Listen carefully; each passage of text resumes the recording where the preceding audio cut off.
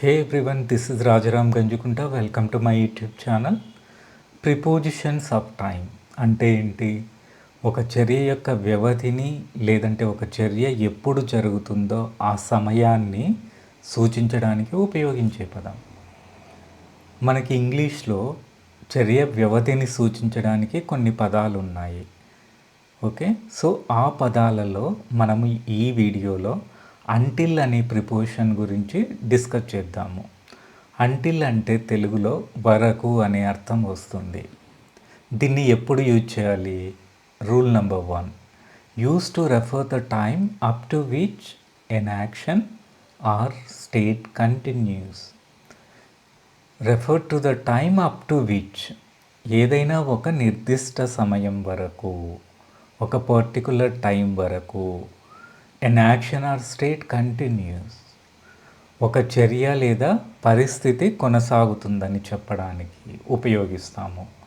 ఆ particular time తర్వాత ఆ యాక్షన్ అనేది, ఆ చర్య కావచ్చు లేదంటే పరిస్థితి కావచ్చు, ఆగిపోతుంది అని చెప్పే సందర్భంలో అంటిల్ అనే ప్రిపోజిషన్ ఉపయోగిస్తాము.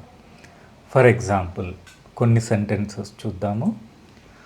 I will be on vacation until next Monday. ఇక్కడ నిర్దిష్ట సమయం ఏంటి? పర్టికులర్ టైము నెక్స్ట్ మండే, వచ్చే సోమవారం. అప్పటి వరకు చర్య కంటిన్యూస్గా జరుగుతూ ఉండాలి కదా. ఆ చర్య ఏంటి ఇక్కడ? I will be on vacation, వచ్చే సోమవారం వరకు నేను సెలవులో ఉంటాను.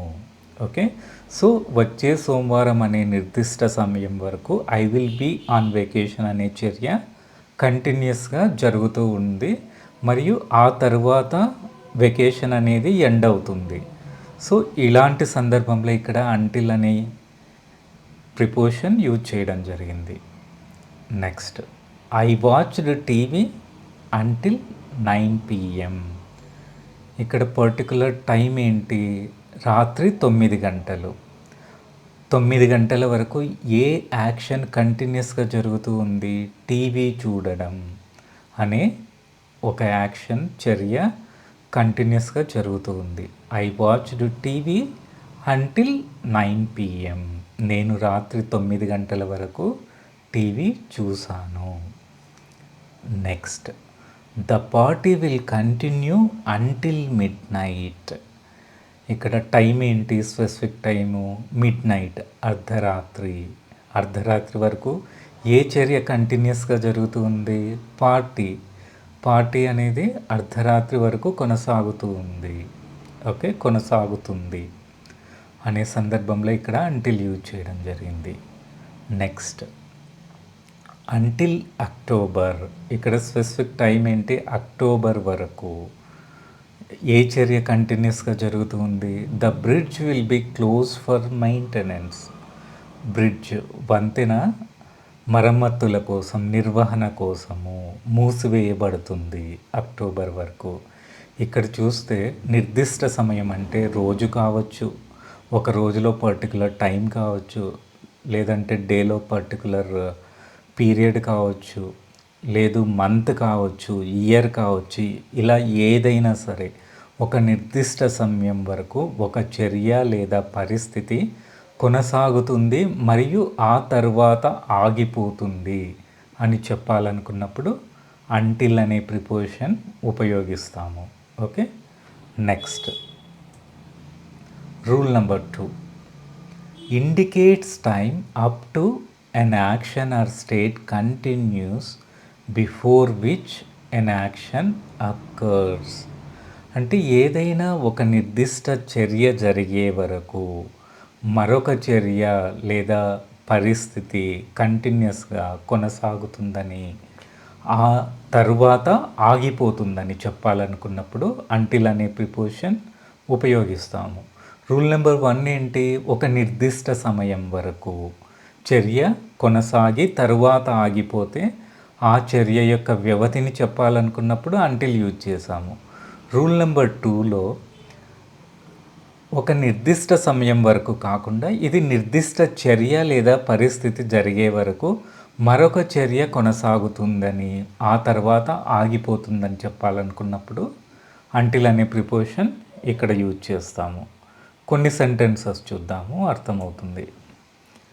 Please wait here until I come back. ఇక్కడ ఒక నిర్దిష్ట చర్య జరిగే వరకు, ఏ చర్య? నేను తిరిగి వచ్చే వరకు. ఏ చర్య కంటిన్యూస్గా జరుగుతుంది? వెయిట్ చేయడము, వేచి ఉండడము. Okay, please wait here until I come back. నేను తిరిగి వచ్చే వరకు దయచేసి ఇక్కడ వేచి ఉండండి.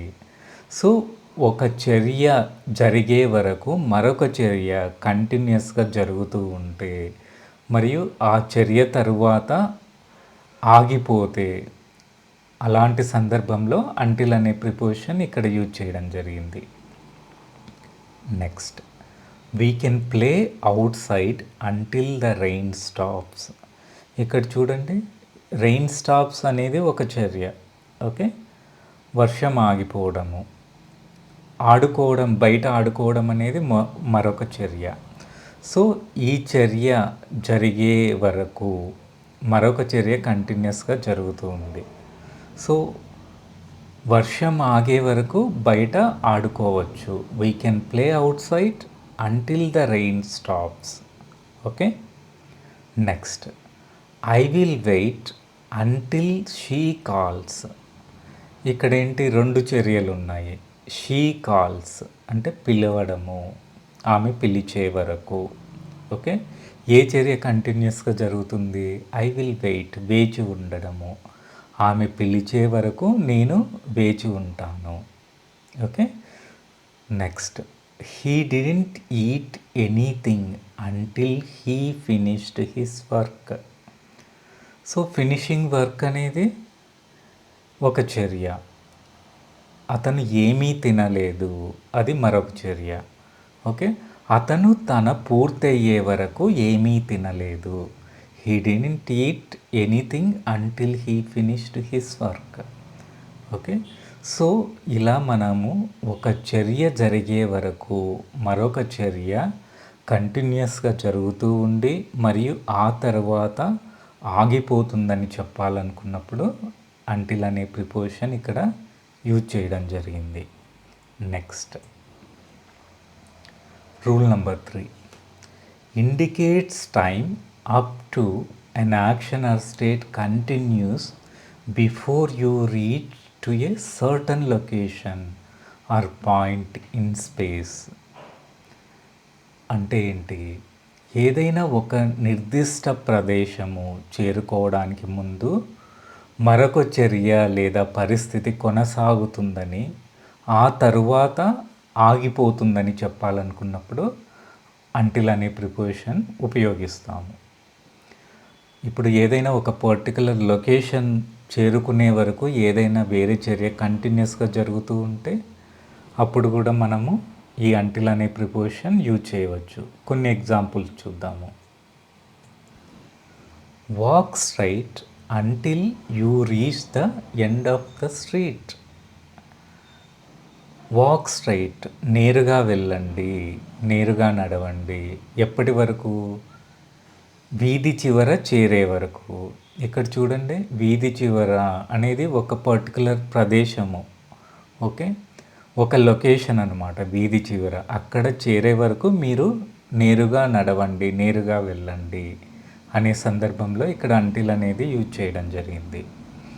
Next, continue driving until you see the red building on your right. So ఇది కూడా ఒక ప్రదేశం అన్నమాట. రెడ్ బిల్డింగ్, ఎర్రని భవనం కనిపించే వరకు మీ కుడి వైపున డ్రైవింగ్ను కొనసాగించండి. Continue driving. Okay, so driving చేస్తూనే ఉండండి. ఓకే, ఈ పర్టికులర్ లొకేషన్ చేరే వరకు. సో ఇలా ఒక పర్టికులర్ లొకేషను, ప్రదేశం చేరే వరకు మరొక చర్య కంటిన్యూస్గా జరుగుతూ ఉందని ఇండికేట్ చేయడానికి ఇక్కడ అంటిల్ అనే ప్రిపోజిషన్ యూజ్ చేయడం జరిగింది. Next, keep swimming until you reach the other side of the pool. మీరు పూల్ యొక్క అవతలి వైపు పూల్ యొక్క అవతల వైపు అంటే ఏంటి, స్విమ్మింగ్ పూల్ యొక్క మరొక వైపు అనేది ఒక లొకేషన్ అనమాట, ఒక పాయింట్ ఇన్ స్పేస్.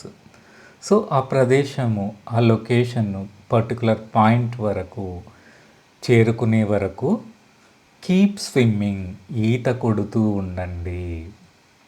సో ఈత కొడుతూ ఉండడం అనేది ఒక చర్య. అది ఎప్పటి వరకు జరుగుతూ ఉండాలి, స్విమ్మింగ్ పూల్ యొక్క అవతలి వైపు చేరుకునే వరకు. ఓకే, సో ఇలా పర్టికులర్ లొకేషన్ చేరుకునే వరకు ఏదైనా ఒక చర్య కంటిన్యూస్గా జరుగుతూ ఉంటే అప్పుడు కూడా మనము అంటిల్ అనే ప్రిపోజిషన్ యూజ్ చేయవచ్చు. సో అంటిల్ అనే ప్రిపోజిషన్ యూజ్ చేయడానికి మనం గుర్తుపెట్టుకోవాల్సిన రూల్స్ ఏమున్నాయి? రూల్ నెంబర్ 1, ఏదైనా నిర్దిష్ట సమయం వరకు మరొక చర్య లేదంటే పరిస్థితి కొనసాగుతుందని మరియు ఆ తర్వాత ఆగిపోతుందని చెప్పాలనుకున్నప్పుడు అంటిల్ అనే ప్రిపోజిషన్ ఉపయోగిస్తాము. రూల్ నెంబర్ 2, నిర్దిష్ట చర్య జరిగే వరకు, అంటే ఏదైనా ఒక చర్య జరిగే వరకు మరొక చర్య లేదంటే పరిస్థితి కొనసాగుతుందని ఆ తరువాత ఆగిపోతుందని చెప్పాలనుకున్నప్పుడు అంటిల్ అనే ప్రిపోజిషన్ ఉపయోగిస్తాము. రూల్ నెంబర్ 3, ఒక నిర్దిష్ట ప్రదేశము చేరుకోవడానికి ముందు జరిగే మరొక చర్య లేదంటే పరిస్థితి కంటిన్యూస్గా ఆ చర్య లేదా పరిస్థితి కొనసాగుతుందని మరియు ఆ తరువాత ఆగిపోతుందని చెప్పాలనుకున్నప్పుడు ఈ అంటిల్ అనే ప్రిపోజిషన్ ఉపయోగించడం జరుగుతుంది. సో మీరు ఈ రూల్స్ గుర్తుపెట్టుకొని అంటిల్ అనే ప్రిపోజిషన్ కరెక్ట్గా యూజ్ చేయగలరు. Thank you so much for watching this video.